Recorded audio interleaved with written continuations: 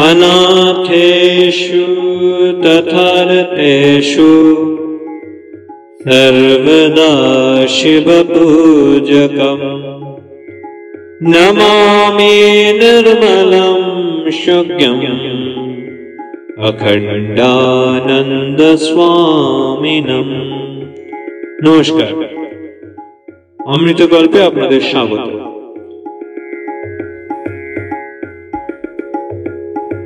स्वामी अखण्डानंदजीर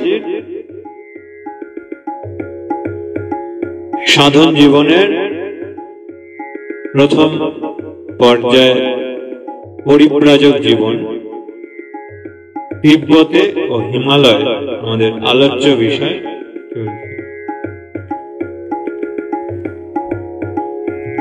हिमालयेर एक दुर्गम स्थानेर नाम दशरथ की डांडा।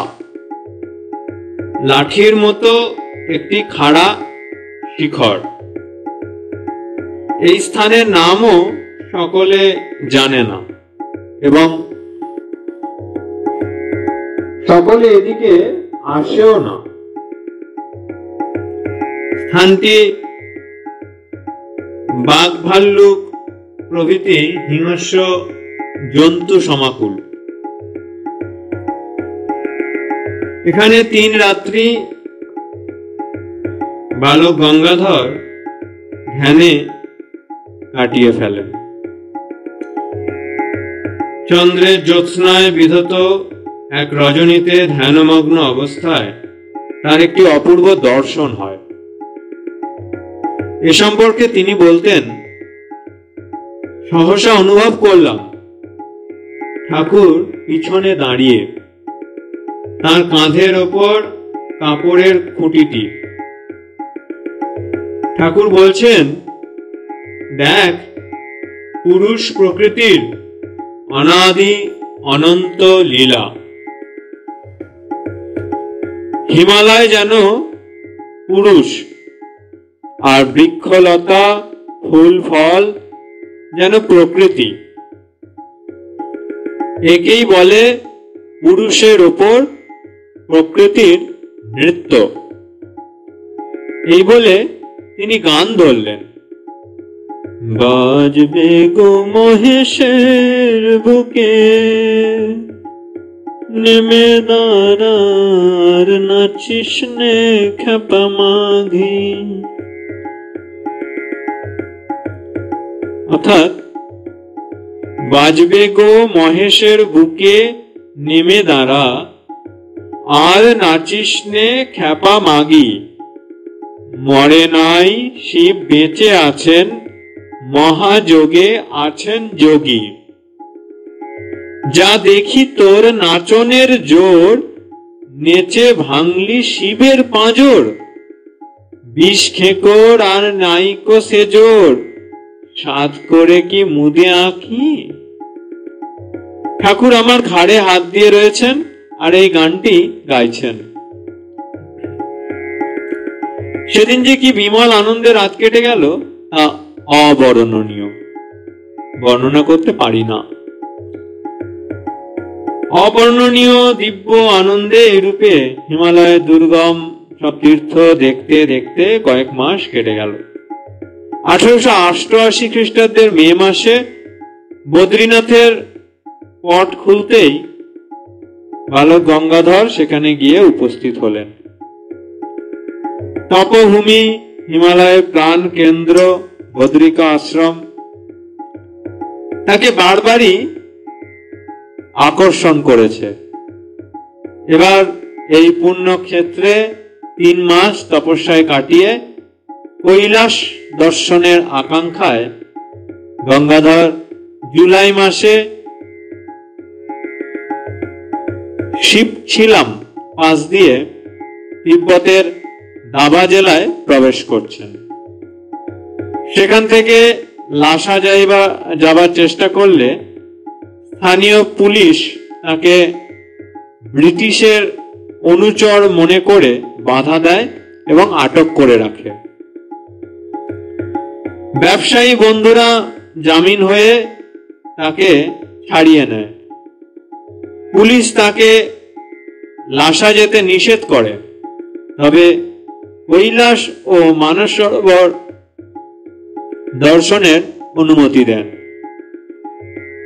এরপর গঙ্গাধর এক ব্যবসায়ী দলের সাথে কৈলাস ও মানস সরোবর দর্শন করবার উদ্দেশ্যে যাত্রা করেন।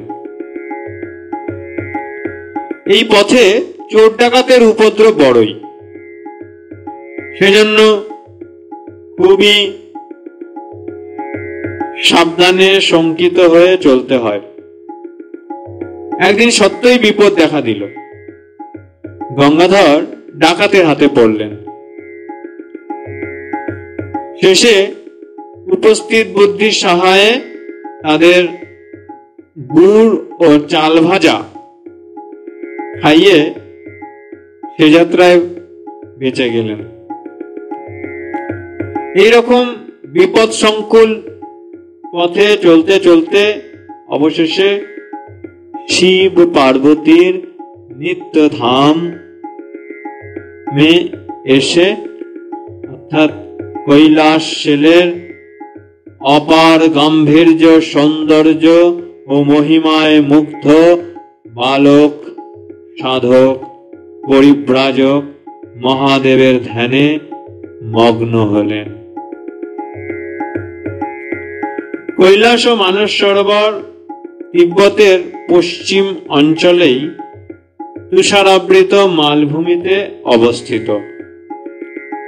কৈলাস প্রদেশে বসতি অনেক কম, মাঝে মাঝে তুষার ঝড়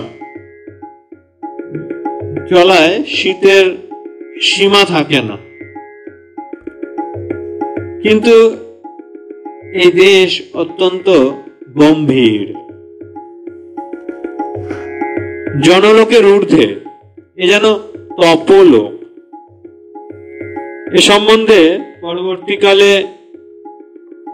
বালক গঙ্গাধর প্রমোদ দাস মিত্রকে লিখেছিলেন, যথার্থই বড় গম্ভীর ও শান্ত, সে সকল পর্বতের ও সরোবরের দর্শন পাইয়া আপনাকে ভুলিয়াছিলাম, অর্থাৎ নিজেকে। অত্যন্ত অপূর্ব আনন্দ, আর কি হইবে? স্থানের এমনই মাহাত্ম্য যে কিছুকালের জন্য তথায় না বসে গেলে কিছু করতে পারি না। আমার অস্বাস্থ্য কিছু হয় নাই, বরং আনন্দের সাথে সকল সহ্য করিতাম। মানস সরোবর তিব্বতের উচ্চ মালভূমিতে তুষার গলা জলের একটি বৃহৎ স্বচ্ছ সরোবর। পরিধি প্রায় 50 মাইল। চারপাশে 8টা বৌদ্ধ মঠ। মঠে লামাদের ও নানা দেবতার বড় বড় মূর্তি আছে। তুষার মণ্ডিত স্বয়ম্ভলিঙ্গ মূর্তি কৈলাস পর্বত। এই পর্বতের চারপাশে 6টি মঠ। একটি মঠের সাধু গঙ্গাধরকে বুদ্ধের একটি আসন শিখিয়ে দেন। এই আসন করে বসলে প্রথমেই শরীর এত গরম বোধ হবে যে গায়ে কোনো আবরণ রাখা যাবে না। গঙ্গাধর তাকে জিজ্ঞাসা করেন, এরকম আসনে বসে কি করব? সেই সাধক উত্তর দেন, কিছু না, মন শূন্য করো। যাই হোক, এই শীত প্রধান দেশে এইভাবে এই রূপ আসন শরীর রক্ষার জন্য একান্ত প্রয়োজন বটে। এই দিব্য ভূমিতে বালক গঙ্গাধর কিছুদিন সাধন তপস্যায় নিমগ্ন থাকবার প্রেরণা অনুভব করলেন।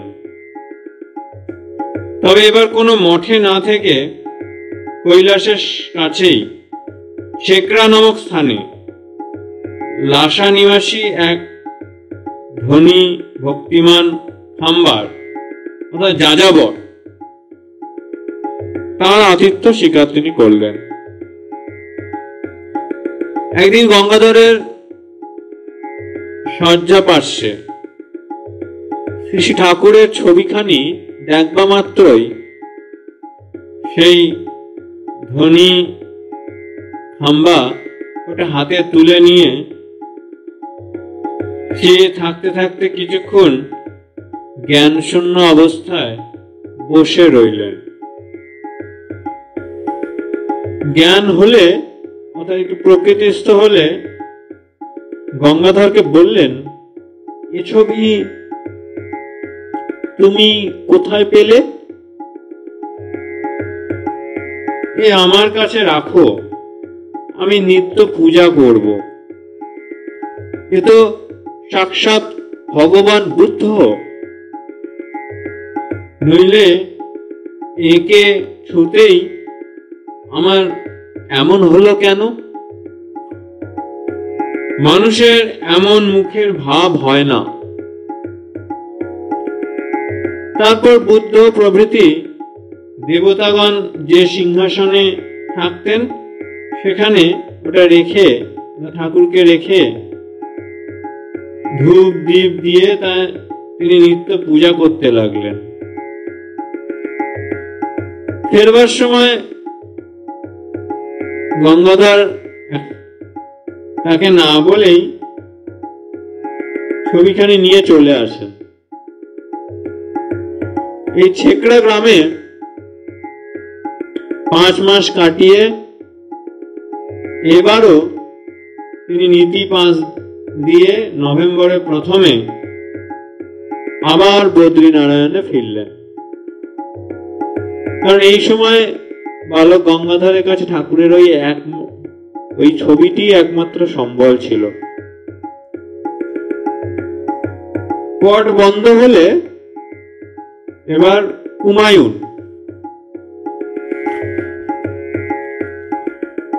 বাগেশ্বর, জাগেশ্বর, আলমোড়া, নৈনিতাল, রানীক্ষেত এসব দর্শন করে তিনি কর্ণপ্রয়াগে আসলেন।